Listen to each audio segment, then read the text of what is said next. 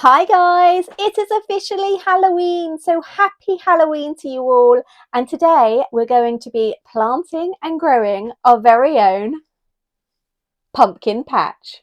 Let's jump in.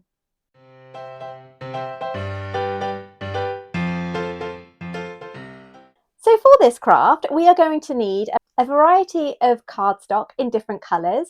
I'm using a combination of both A3 for my larger pumpkins and A4 for the smaller ones. I've used either 120 GSM or 160 GSM. The links for everything is in the description box down below. You're also going to need my free cutting template for this. This is perfect for Silhouette Studio users and obviously is going to be cut on a Silhouette cutting machine. The link for the cut file is in the description box down below and it is free for personal use. It's also going to be handy to have a sharp blade or a pair of scissors and a ruler to cut those little tendrils. And we're also going to need some adhesive.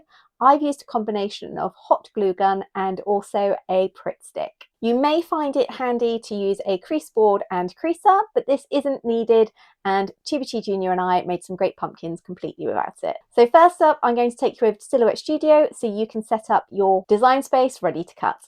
So when you open up your Silhouette Studio page, it's going to look a little bit like this. So to make each pumpkin, you're going to need 24 of these shapes.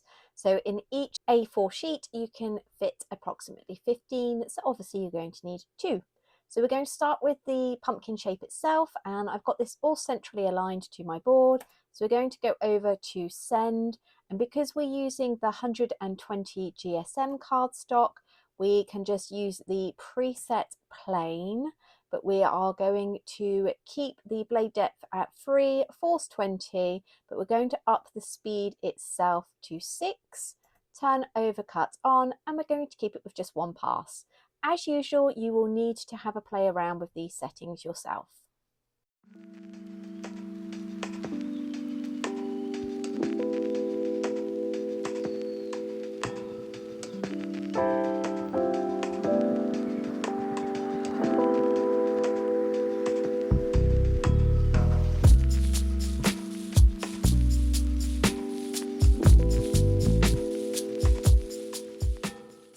So as usual, before you actually unload the mat, just check that it's cut through cleanly, so you can always put it through if need be, but this is fine. So we're going to pop all of these off of the mat. And once we've got our 24, it's time to move on to the next step. Now, if like me, you have a mount board, these pumpkins are preset to 6 centimeters, so you can just pop the bottom up the top and just try to make sure that the 3 centimeter marker is in the middle of this little dip bit here. And then we are just going to go up and down twice, fold, and move on to the next one. If you don't have a mount board, you can just do this by folding. It probably takes the same amount of time, but you don't get such a clean finish and you need to be a little bit firmer so you can get sore fingers. So we now have our 24 and we're going to assemble them. You can either use double-sided tape, glue, or Pritt stick. For speed, I am going to use a Pritt stick. So we need to just cover over the top, bottom and sides of one of these and then take another and just line it up on there. And we are then going to do that to the remaining 22. Yes, maths is not my strong point. So again, just try to make sure that they are as even as possible, as this is what's going to make the pumpkin shape itself.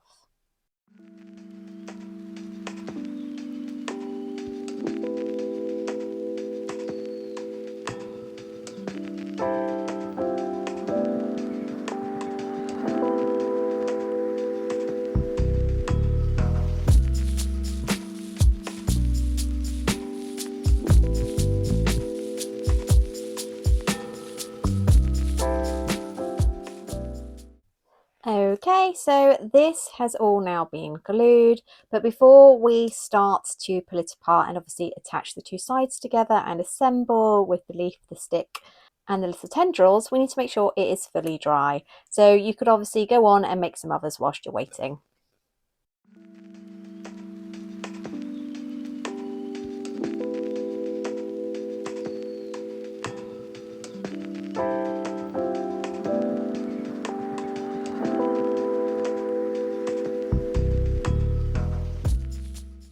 So when it comes to time to cut out your leaves, you can obviously just move the pumpkin shapes off the mat, and we're going to cut out a few different size pumpkin leaves which are going to go on my different size pumpkins. So if you add them on and then go over to the replicate panel, and you can just fill your space up with these, makes it a little bit quicker than having to use the duplicate tool. I think I'm going to go for 2 leaves on each pumpkin, and I'm going to offset them ever so slightly so that they are just slightly different sizes. And for cut settings, we're going to use exactly the same as we did before. Obviously, you may need to tweak and have a play around. Yours may not be the same as mine. So in the interest of saving cardstock, we're actually going to remove this really carefully from the cutting mat, because I would like to use some of this at the bottom here for our little tendrils.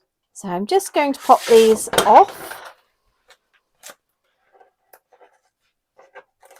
And we're going to take this bit at the bottom, and we're going to cut off a really thin strip that is maybe 2 to 3 millimeters. And we're going to do this for however many pumpkins that we have. Okay, and to make the tendrils, you're going to need a pair of scissors. Starting from the middle, we're just going to lightly curl this round, similarly to how you would if you were doing ribbon. And because this stuff is so thin but also fairly strong, that's the joys of using paper cuts, it means that you'll get this great curl here, which is going to look great on your pumpkins.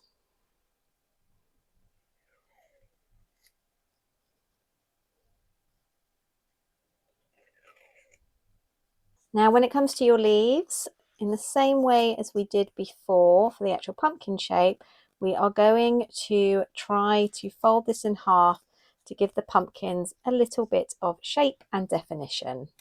For the stalk, we have 2 options. You can either go and forage one from outdoors, and these obviously look nice and realistic, or if that's not an option, you can make one. If you need to make one, you can take some of the Paper Cutz dark brown cardstock, and we are going to cut out a square that is 6 by 6. You then need something really fine and round. I'm using a cocktail stick, and we're going to start at one corner. And we're just going to curve this up, and then try and keep it nice and tight on both ends to create the stem. Now, obviously, if you're making a bigger pumpkin or a smaller pumpkin, you will need to size your stem accordingly. Now, for the assembly itself, I'm actually going to use a glue gun because it just gives a bit of a nicer secured finish. So we're going to unravel that because we just wanted to get the shape of the curvature. And we're going to start again, and generally on the second one, you can make it a little bit tighter. So if you just roll it on a hard surface, because you've got that natural curve now of the paper, it should just roll a little bit easily for you. But before you get to the end, so when you've got about that much there left, we're going to do a little blob from the glue gun. And that should just hopefully keep everything nice and secure, and just make sure that nothing's going to come unraveled. And the good thing about a glue gun is obviously it dries nice and quickly. Don't forget to pop out your cocktail stick. And now that your pumpkin's fully dry, we need to find the edge seam and just pop in your stick. And on one edge, we are going to add some glue gun, trying not to get too close to the edges because obviously we don't want this spilling onto other bits, and you need to make sure that your pumpkin stem is sandwiched in the middle there. Okay, then you need to just have a little fan of your pumpkin. Make sure that you're happy with it. Make sure that none of these leaves are stuck together. And once you are, it's time to add your tendrils.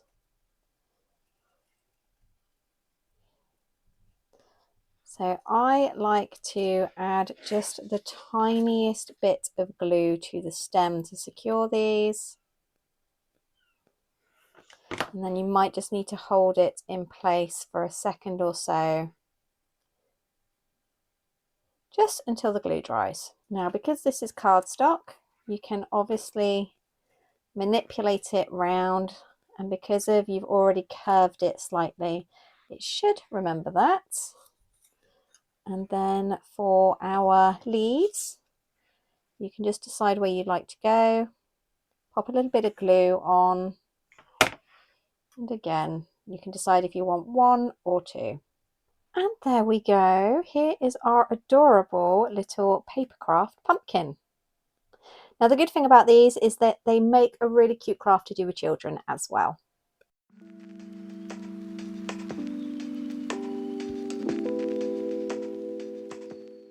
So let's go through these adorable little pumpkins because they are finished. We have got a mini standard one. I'm just going to show you the top here because it just looks so sweet. Now, obviously you don't have to do it with the leaves. You can just have it like this instead. And you can obviously make them in any colours that you want. And it doesn't just stop there. Paper Cutz have got so many beautiful different colours available that you could also make a multicoloured one.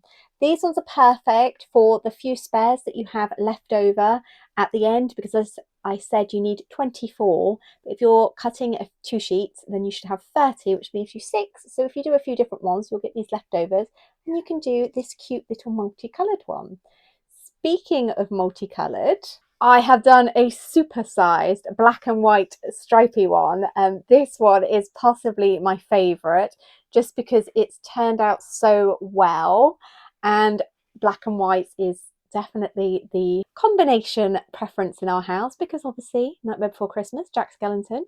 So I love how this has turned out, and having the green on top, it just really pops as well. And as I said, I have scaled this up. This one is double the size, and I've cut it on the amazing Paper Cutz A3. I've also made some regular coloured pumpkins, which are supersized as well. And Chibi Jr. had a little go at making her own. It's a bit covered in glue, and we've got a bit of a protruding stick at the end, but it still looks adorable, and she's very excited to display this in her room. So as you saw the two of us earlier, just having a nice afternoon crafting session, this is definitely a good project for that. So I really hope you have enjoyed today's pumpkin patch video, and don't forget you'll be able to find your free silhouette cutting file in the description box down below, along with all of the amazing Paper Cutz materials that I have used.